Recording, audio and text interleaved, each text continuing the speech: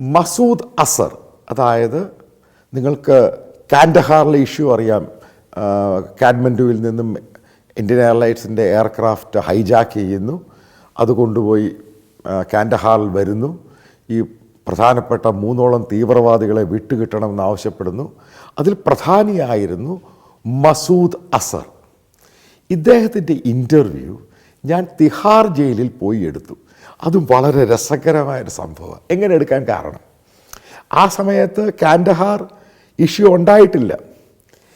ഈ പറയുന്ന മസൂദ് അസർ എന്ന് പറയുന്നയാൾ, ജെയ്ഷി മുഹമ്മദ്, ഇയാളൊരു സൂത്ത്സെയർ ആയിരുന്നു. അതായത് പ്രഡിക്ഷൻ നടത്തുന്നയാളായിരുന്നു. ഈ ഡൽഹിയിലുള്ള പ്രധാനപ്പെട്ട IPS ഓഫീസേഴ്സ്, IAS ഓഫീസേഴ്സ് ഈ പറയുന്ന തീവ്രവാദിയെ കാണാൻ പോവും, അവരുടെ പ്രൊമോഷൻ, ഇങ്ങനെയുള്ള കാര്യങ്ങൾ. ഇതവിടെയുള്ള ജയിലിൽ ജോലി ചെയ്യുന്ന ഒരു സുഹൃത്ത് എനിക്കുണ്ടായിരുന്നു. അയാളാണിത് പറഞ്ഞു തരുന്നത്. അപ്പം ജയിലിൽ ഒരു വിസിറ്ററായി പോയി ഇയാളുമായിട്ട് സംസാരിച്ച് ഞാൻ ആ ഇൻ്റർവ്യൂ ഇതിനകത്ത് പ്രസിദ്ധീകരിച്ചു മിഡ് ഡേയിൽ. അന്ന് മുതൽ എന്നെ ശ്രദ്ധിക്കാൻ തുടങ്ങി ഡൽഹി ജേർണലിസം.